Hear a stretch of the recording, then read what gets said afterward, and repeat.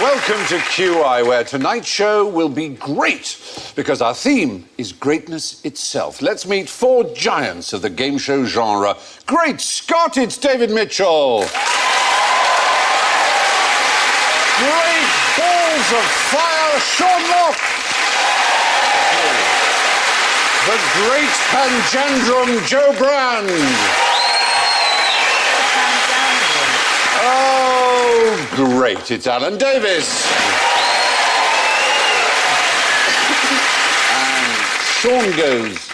This is great, balls of fire. Yeah, Joe goes. Oh, yes, I'm the great pretender. David goes.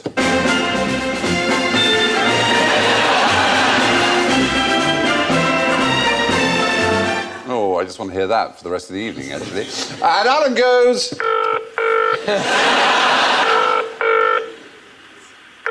Thank you for calling Great Eastern Railways. Your call is right. Thank you. Very good. Excellent. Now, tell me about the great disappointment. Pretender. You've been talking to my husband.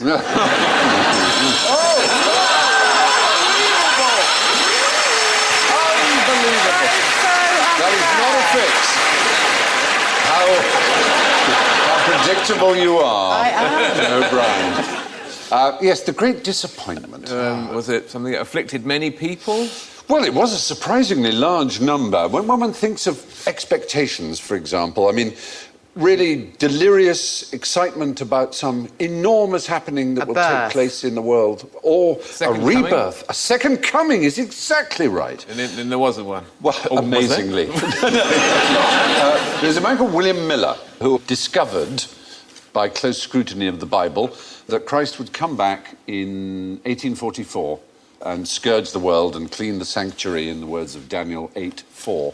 And it wasn't like a minor cult. There were over 1 million Millerites who believed this. They sold their property, they sold their farms, they gave up everything, and they believed that it was all going to happen. And newspapers believed it. All kinds of people believed it. Their confidence was such that one man threw himself off a barn at exactly midnight, convinced that he would be scooped up and saved. He wasn't. You'll be astonished. Oh, got a doctor. Yeah, and this... Jesus is here. No, I need a doctor. Jesus didn't arrive, and it was known as the Great Disappointment. Was this in America, by any chance? How did you guess? They won't learn, will they? Well, no.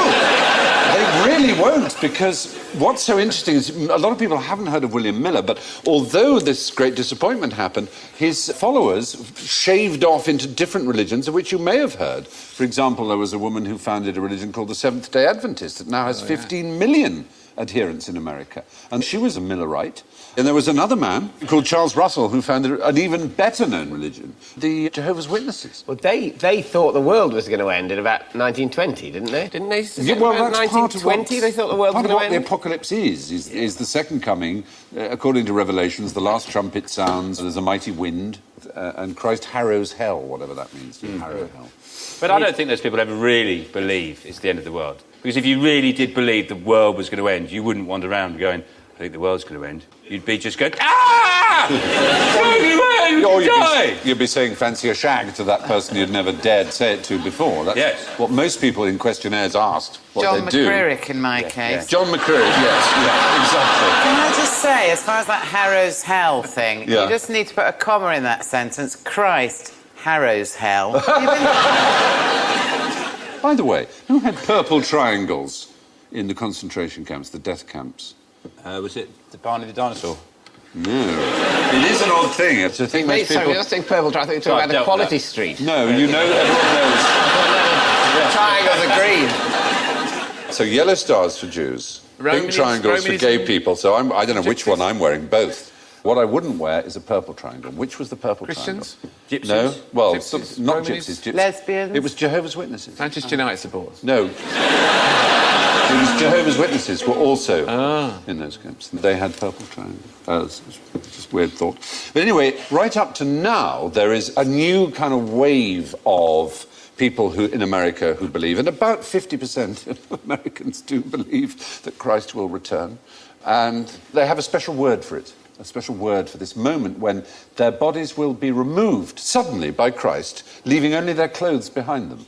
It's called the rapture, and it's enormous. In 1988, 4 million copies of Edgar Wiseman's book, 88 Reasons Why the Rapture Could Be in 1988 were sold. The rapture wasn't in 1988, you may remember. But www.raptureready.com has millions of hits a year, as well as offering you handy letters to leave behind for your non-saved friends and loved ones. It has a particularly good section called Oops, I Guess I Wasn't Ready. This list spells out the perils of the post-rapture world in which you are marked by the Antichrist and stung by enormous wasps. But on the plus side, the price of clothing goes right down. Yes, there is that. There's a handy quiz called Am I Rapture Ready? Is there an advice of what sort of loose-fitting clothes to wear so that will be better so you won't get caught on anything? You wouldn't want to get whipped out of a jock strap really quickly. You want boxer shorts or something like that. Well, you better be careful because apparently it's imminent. Is it? Oh. It is imminent, yeah. The When you rapture say is imminent. You mean this week, or...? Oddly enough, they're not being that specific. Oh, really? Yeah. We wouldn't want a second great disappointment, would we? No, that would be terrible. I certainly would be disappointed. No. Well, the great disappointment came in 1844 when Jesus confounded all expectations by failing to return in glory. Why are so many great men, though, short? Are they really? David, you've hit the nail on the head. Rem acu tetagisti, as they would say in Latin. I'm sure they would. Yeah. It means nice one, son. Yeah, it does. That's absolutely right. In fact, Napoleon Napoleon was short, wasn't he? No, he was above average height.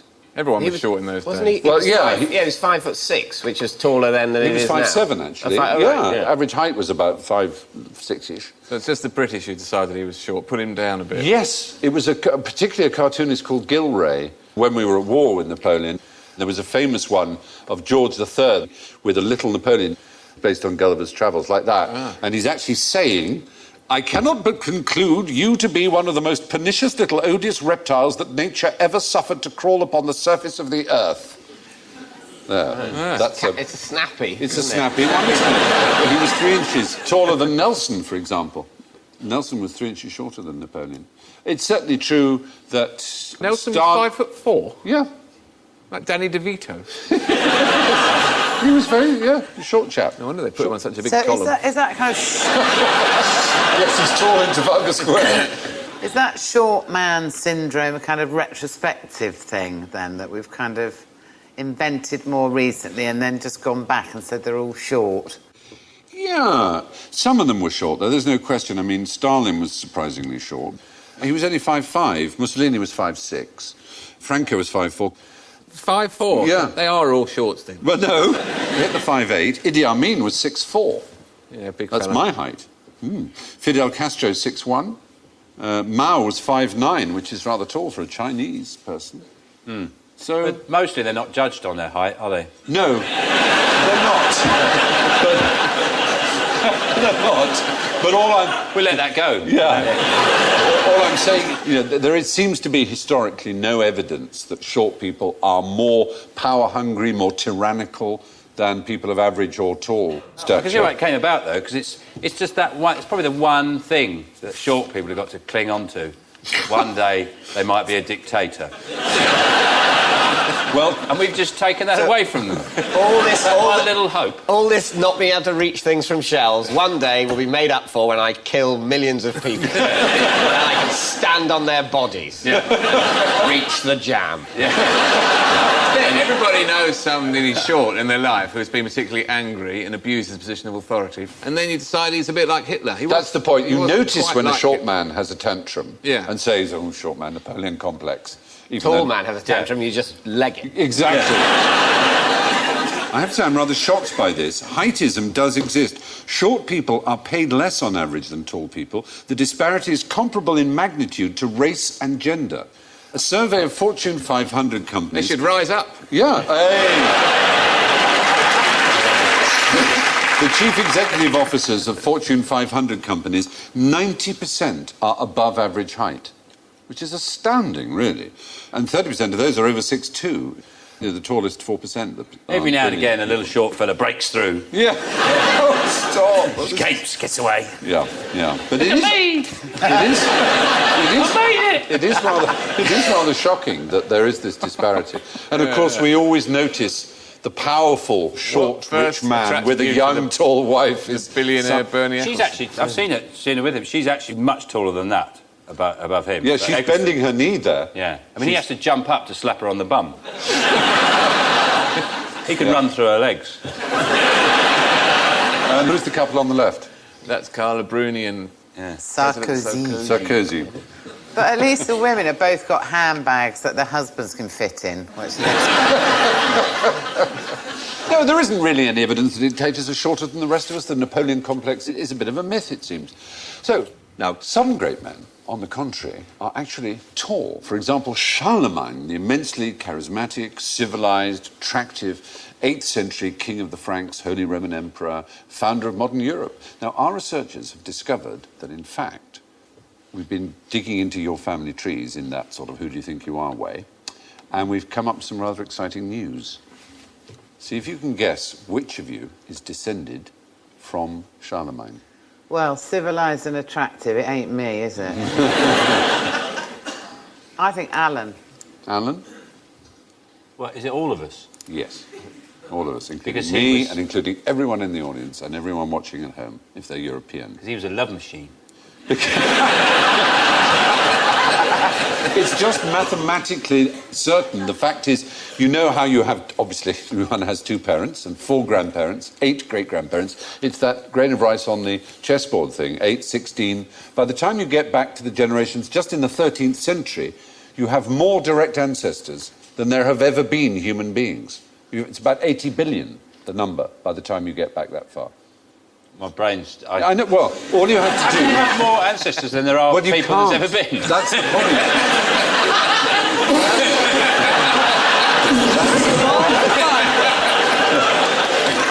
The point is you can't. The point It was is you bound have to happen have on this show one shared day. ancestors. Oh, I see, right. The point is they Christ, have to it's be all- shared.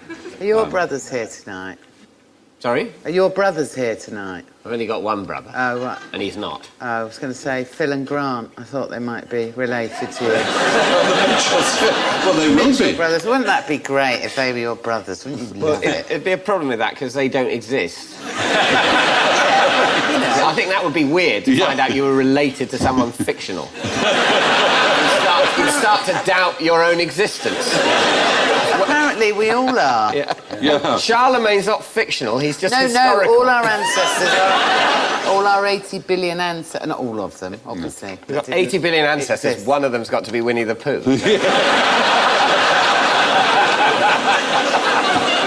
That's very odd. Yeah, it was a man called Mark Humphreys who was in 1995 at Dublin University was doing it, and he discovered that his wife was King Edward III's great-granddaughter 20 generations down the line.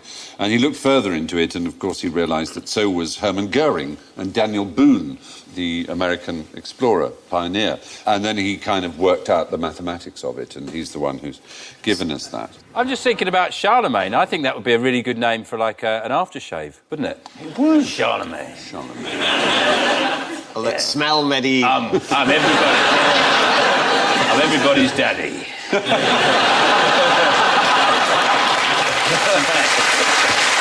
Oh, very true.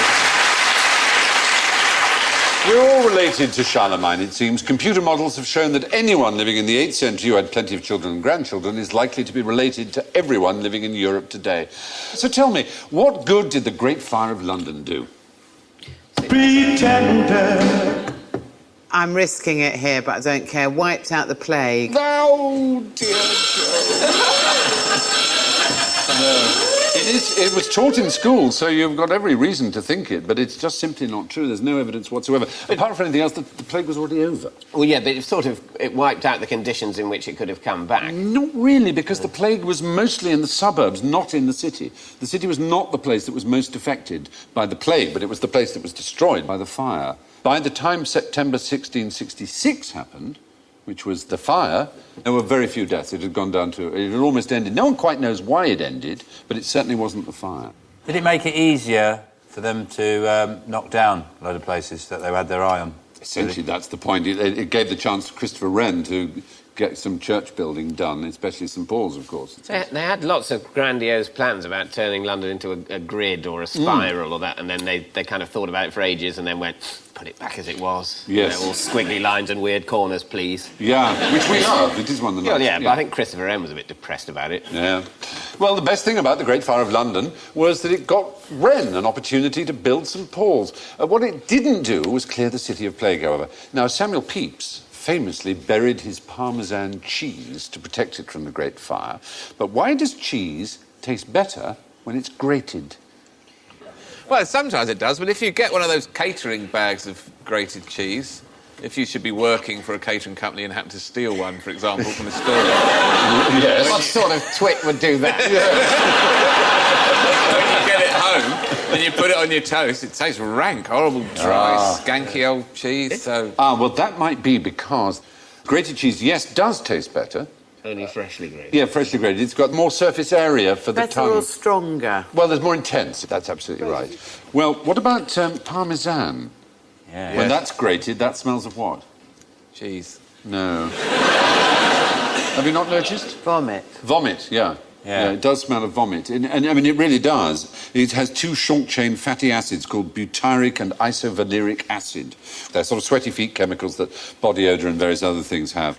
And interestingly, human beings being what they are, if you have two bottles of the same, those two fatty acids in them, so identical smell, and you label one Parmesan and you label the other one vomit, people will say, oh, I quite like that one with the Parmesan, and the other one they go, yeah, like that. I've always seen the thing about Parmesan, you know when you buy Parmesan, I've never understood why it has a sell-by date on it, because it just never goes off, does it? You could put it on a rooftop in Nairobi for a year. It just did nothing. Why do they have to have a sell-by date? So that you will destroy it and buy some more. So it's like they say, you buy cheese at the supermarket and it says consume within 2 days of opening or something. Yes, and it's go, a cheese that's a vast amount of... How much cheese do you think I'm going to get through? Yeah. Why? It's fine. Yeah. They know it's fine. Plus it has a label on it saying 20 years aged. Yeah, So, I mean, exactly. And what, you've sold 2 days before it's completely inedible and you sell it to me.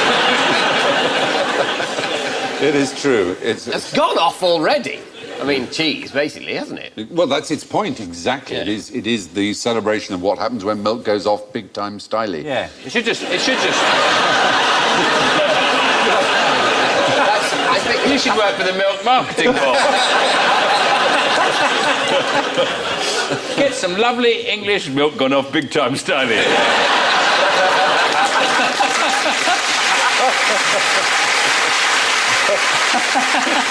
I'll have a milk gone off from big-time styling and tomato sandwich. That's a brilliant description. That's the best description of cheese I've ever heard. I was just thinking, though, David, rather than having a sell-by date on cheese, they should just have the date that cheese becomes poisonous. And then you know when to stop eating it. Do they know that date when cheese becomes poisonous? It's a traffic light system. Is it a global thing, 2 days before the rapture? When cheese becomes poisonous. Or maybe it's the day they've worked out everyone in the world is related to Peter Andre. And they go, that's when it becomes poisonous. At which point people will happily eat it and die. But also, aren't those sell-by dates are just overcautious, aren't they? You could probably leave it. Yeah, they're just for covering ages. themselves in case you get ill. Get it out the bin a couple of weeks later. And it'll be fine. Put it down your pants, go in the sauna. Sean, take it out. Sean, obviously reshape it again. Sean, you're not alone. There are people here. You're saying it out loud, you're not thinking it. grated cheese tastes stronger because a greater surface area of the cheese makes contact with your tongue. Now, just how great were the great train robbers? Well, they're not that great because they got caught. Well, so yeah. I mean, they got so caught. They got caught almost immediately. Yeah. And they got caught in very stupid ways. Do you know how they were caught, really? When they left the... well, in the film, anyway. That's all I know about it. In the film, when they left, there was a sort of... what's it called? Air traffic control tower. They left... Didn't they leave that in the film? Oh, I'm mixing it up with Herbie Rides Again. I think you may be. No, this was a train robbery, not a plane robbery. Honestly, for a minute, I did think I knew what it was. This was in Buckinghamshire in 1963, August the 8th, 1963, the great train robbery. It was a lot of money. About £40 million worth in our terms. Did they know it was on there or did they get lucky? Oh, no, they knew. It was planned. It was a travelling post office train, and it was £1 and £5 and £10 used notes that were on their way to be burned. So they felt like they were just liberating it, you know. But when they got caught, they went to this farm and played Monopoly using the stolen money as their Monopoly money. And then they cleared out and left their fingerprints over everything, over all the Monopoly set. And they were all, you know, they all had form. They were all, you know, known blaggers. So they were just rounded up, all 12 of the gang of 15. One was acquitted, 2 were never caught. They were pretty inept, is the answer, basically. So why, that begs the question, why are they called great? Because of the amount of money they nicked? I think because it was a train robbery, and there was a great train robbery in America. And in 1903, the first ever film that was a story rather than just a camera pointing at nature or people in a park, but actually a constructed narrative, a drama, was called The Great Train Robbery. So it was very famous. So when there was a train robbery and it was a big one, the word great naturally fitted in front of it. You know, it's just like one of those cliches that newspapers will go for. And they went for that one. It just sounds like they stole a train, though, doesn't it? Yeah, it does. That would be impressive. You can't steal a train. You can't steal a train. No, well, that's because it can't go... It's got rails. You know where it's going to go. Yeah. It can go there more quickly or more slowly, but it's still going into King's Cross. If you've got Gromit in the gang... Yes. That's true. He can lay track as he's going along. Yeah. Well, Some sort of Gromit-like escape for that would be a great train robbery. That word. Who's the most famous of the great train robbers, would you say? Ronnie Biggs. Ronnie, also Ronnie Biggs, yeah. And what was his role? Was he the mastermind? Is that why he's the best known? No. No, he was such a small peg in the whole thing. Was he the driver? No, he wasn't even that. He was inside. He was doing a stretch for taking and driving away. And the mastermind of the entire event met him and said, I'm planning this blag. I'm planning a game of Monopoly. Yeah, He's just got to pick something up on the way. Yeah, It's my set, I've lost all the fake money. And the only way of replacing it I can think of... I've run Waddingtons, they didn't want to know. Get a new set, they said. Don't be ridiculous, I said. Anyway, the mastermind was called Bruce Reynolds. And he said, if you can find me someone who can drive a train, a diesel train, I will cut you in on a big job that's going down. You can that's not like someone who can sort of melt diamonds with their eyes. Someone who can drive a diesel. Apparently they exist somewhere. There must be someone. But the amazing thing, David Mitchell, is that Biggs found this guy whose nickname was Old Pete or Stan Agate. No one knows who he was because he was the one who was never caught. Was that Old Pete the train driver? I know. Yeah. So his job... After Casey Jones had turned him down. Yeah. For being found, Ronnie Biggs got a share worth 147,000, which in today's money is 1.6 million. And all he had to do, Ronnie Biggs, was get this guy, Old Pete, to the scene. But this old Pete got to the train and said, I don't know how to drive that. Ronnie Biggs still got his share, but old Pete was useless. He couldn't drive a train. He'd been lying all the time. I like the idea that old Pete's like those actors who put on their CV, yes, I can horse ride. Oh, yes, I can drive a train. I speak Mandarin too. Train through China, no problem at all. That's how he found him. He went through Spotlight. And the other, apparently, he was very well reviewed in Much Ado About Nothing last year. And he's trained in modern dance. That could come in handy.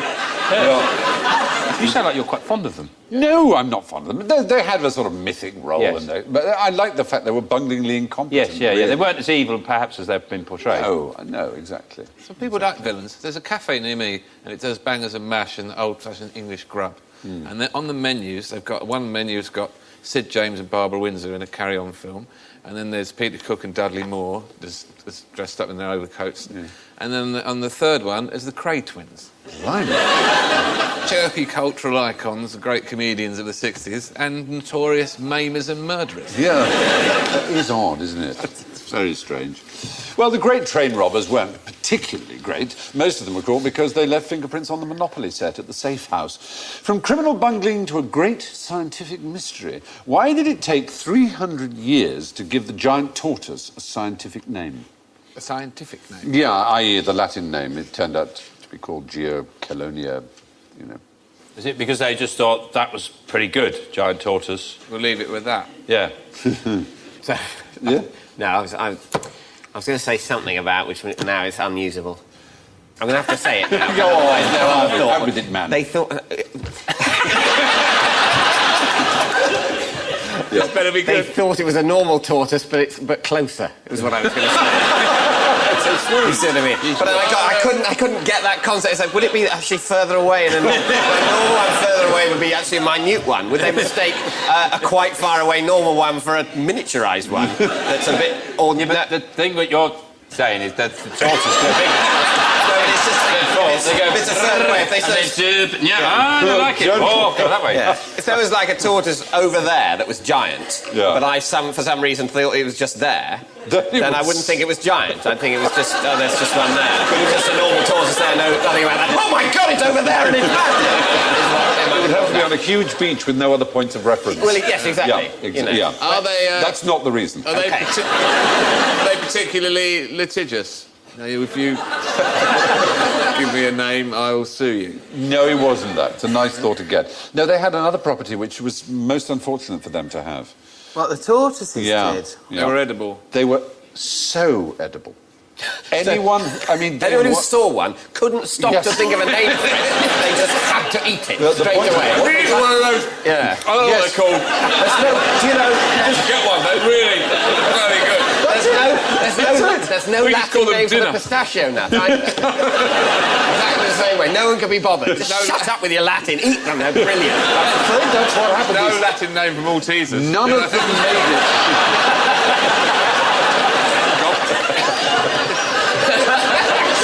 It's kind of true. None of them made it to London.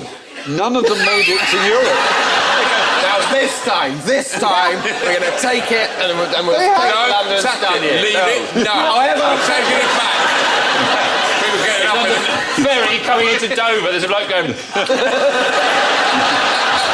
leaving the door where the tortoise is there. All right, look. Take 9 of them, we'll eat 8. Absolutely. And then everyone's looking at it and going, come on. And then the seas become... The days on end, the seas become, there's one tortoise left. Yeah. Come on, sir. Come on, we'll go back. Let's just go back and get some more. Can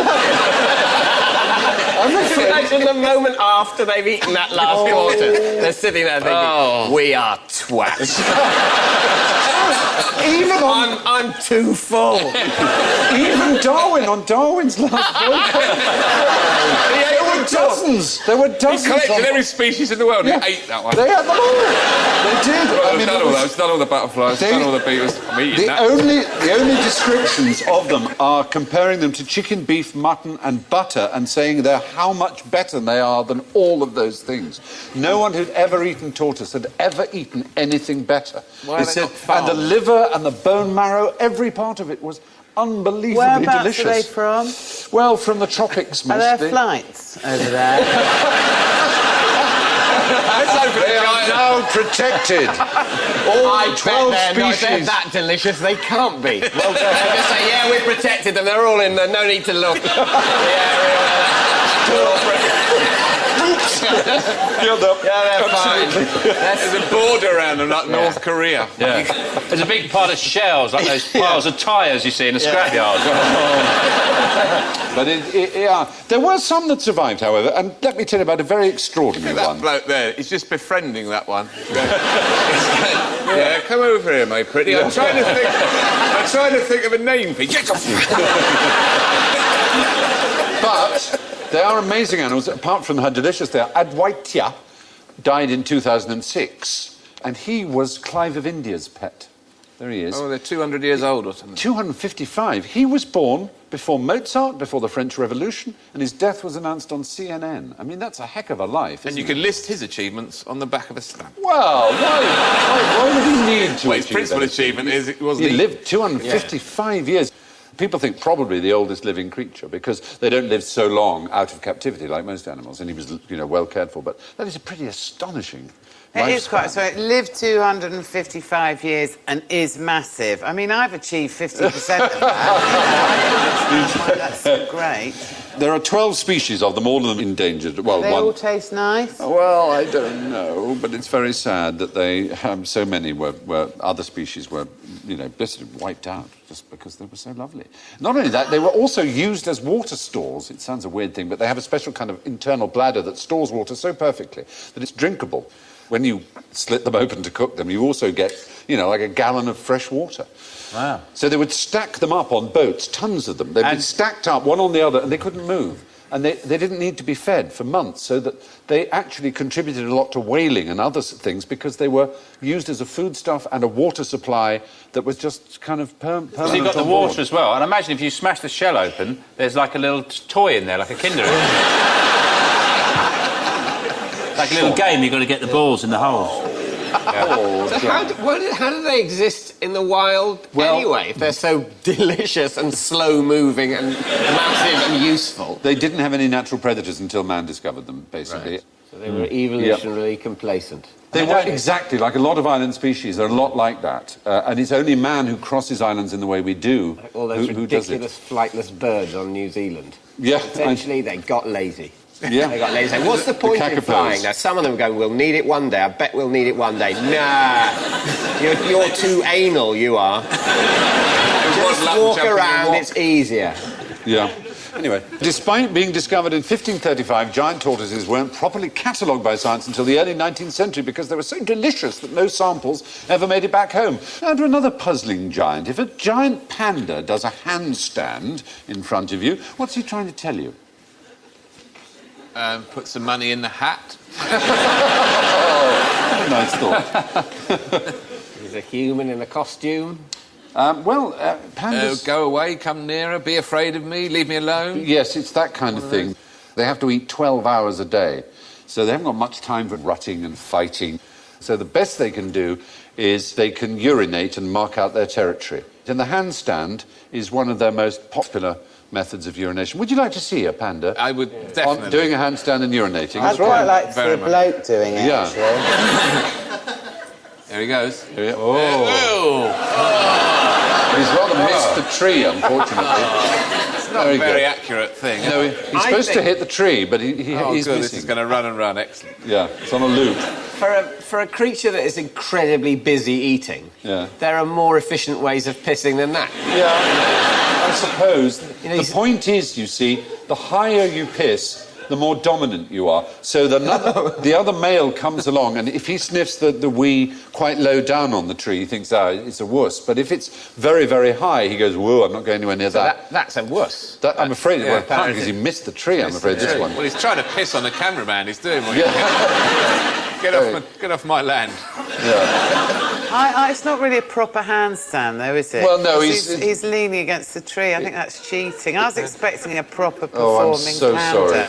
Well, they are, as you probably know, an endangered species. Are they delicious? Dear, let's hope not. Only the ears. Oh, no, please, little pandy. The odd thing is, it's a fairly recent discovery, San Diego Zoo, is that they don't need Viagra, they don't need this whole idea of, gosh, how do you get two pandas in captivity to breed? It's discovered if they swap cages and smell each other's secretions and wee, they're up for it. So they really don't breed any more reluctantly than any other type of bear. They're actually perfectly good. So maybe there's hope for what was future. all that fuss about? Well, for All years those we years? didn't know how to get them to do it in public, in zoos and things like that. We weren't providing them with the territorial. So that's why these discoveries are very important, that these things that look quite comic, like the peeing or whatever, are actually vital to the surviil of their species. They look fake, don't they? I Yeah, they really do, Of don't all the animals, Yeah, they so look do. fake. Yeah. He Yeah. looks like a bloke in a bear suit. Don't give it away. My name's Jeff. It would take me quite a few years before I was prepared to have sex in a zoo. Yeah. Exactly. Remember, this is a world in which it's not creatures of your species who'd be watching.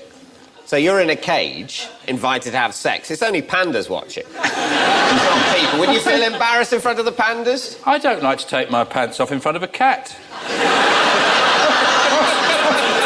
No, I'm sure you don't like to take your pants off. That would be odd. Do you actually mind? I do. He goes out of the door, then the pants come off. Dear me. I usually put a tea towel over the goldfish. Right. Good. Nice to know. Thanks. If a panda does a handstand in front of you, he's telling you you're on his land. They do this to get their scent markings as high up a tree as possible. And with that, it's time for the great test of general ignorance, so fingers on buzzers, if you please. Now, how did Catherine the Great die? Oh, it's quite famous how Horse. she died. Fortunately, I don't know. She would? She didn't have sex with a horse. Correct. She... Died on a Di- commode. Oh, no, that was Elvis. Oh, dear. Go. You're on fine form. Well, commode Lou. There are those, of course. Elvis Presley was said to have died that way. George II died at stool. But at stool is how they described it, rather splendidly, straining away. But no, Catherine, she did have a stroke on the loo, on the commode, but she died in bed. Is that a euphemism? Many Yes. weeks later. She did have I'm having a horses. stroke on the commode. Well, we'll leave you there, love, for a minute. She did have sex with horses, though. No, she didn't. No. That It's sort of- horse's head is too small. Yeah, they did paint them like that, didn't they? really It's a odd. very odd 18th century thing, painting horses with small heads. She I don't never know. had sex No, that's with what one horse. Not, no, it Donkey? was sort of made up, nor a donkey. She did with lots of courtiers. She was a very sexy Not actress. quite the would like same, though, is it? No, it's not, no. But the point, her son Paul, who hated her, became Paul I, the Tsar. He spread that rumour, He did spread he? the rumour, as did, and the French were also responsible for spreading it. They had... My mum, right? That's What why she's done, right? My mum, never believe it. She's having sex with a horse. That's why I'm so good at show jumping. Anyway, despite all the salacious gossip, Catherine died in bed where she was being cared for following a stroke. In cold weather, where does most of your heat escape from? Oh, Your head. What? Your head. Oh, really? Yes.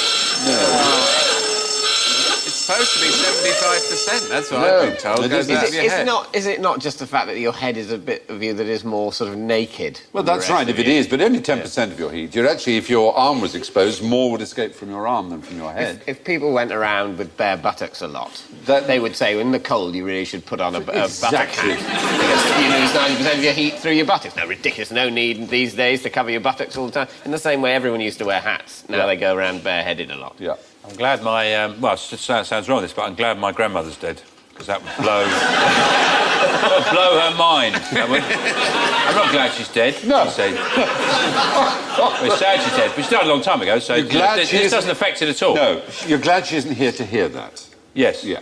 I also, at the same time, it was a shame she never saw me on a plane sitting next to Lionel Blair. That would have been a lovely moment as well. She What happened to you? She died before I was able to tell her that, because she would have seen She that never as knew. the absolute pinnacle of human achievement. So, So it is. yeah, it was very nice.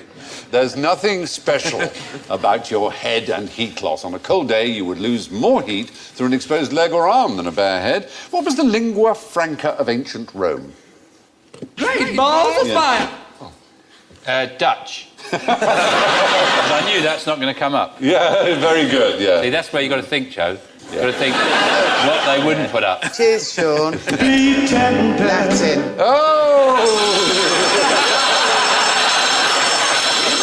I did that deliberately. Yeah, I know. At this point, She's it makes... going for the record. Yeah, it makes no sense. difference. You're So Yeah, you Throw might as well. at It's like romance. shooting the moon when you play hearts or one of those Oh, it's games, such a brilliant game. isn't it? Yeah. What does lingua franca mean? When people get together, it's a language that is commonly used as like everybody's second language, as it were. Is it Greek? Yes, it is Greek. It's the right answer. Greek is the language that people would use in Rome if they weren't Latin speakers. Finally, how many men have been president of the United States? Oh, it's 46 or something? Well, shall we ask the great man himself? Shall we ask the current president? Is he here? Is he here tonight? quite Ladies excited. and gentlemen, What a waste of a guest. I'm glad they've given up my seat. I sat in the audience for this one. here he is, the president, but which number of the United States? He's here to tell us. I thank President Bush for his service to our nation.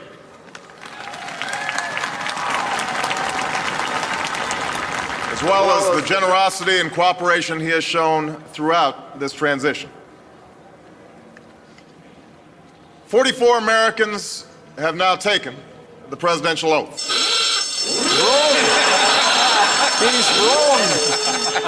He's wrong. He made a mistake. He's only been on once and he's wrong already.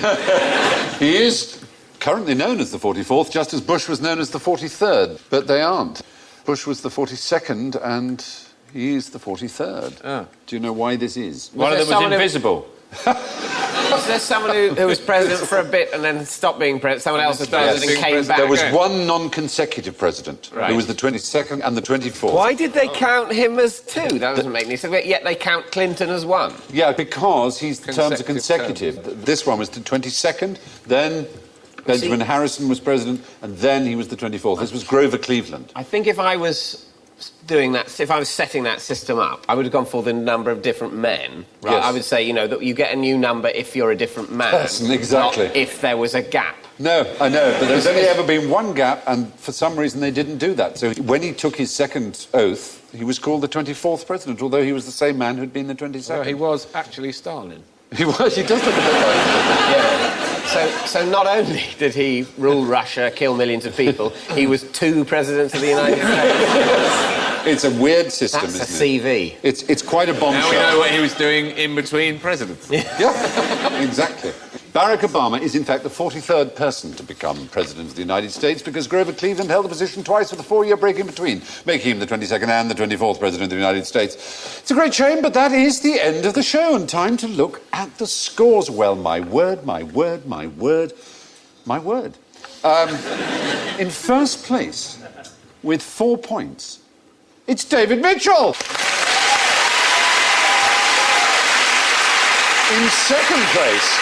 In second place with +2 is Alan Davis.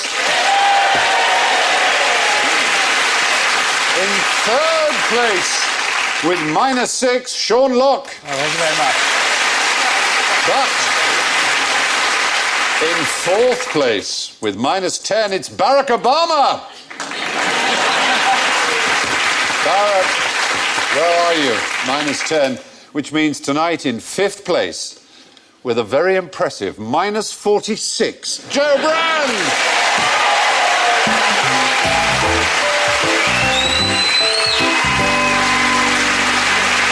So it only remains to say thank you from David, Sean, Joe, Alan and me, and to leave you with this thought from the great Jack Handy. Before you criticise someone, you should walk a mile in their shoes. That way, when you criticise them, you'll be a mile away, and you'll have their shoes. Good night.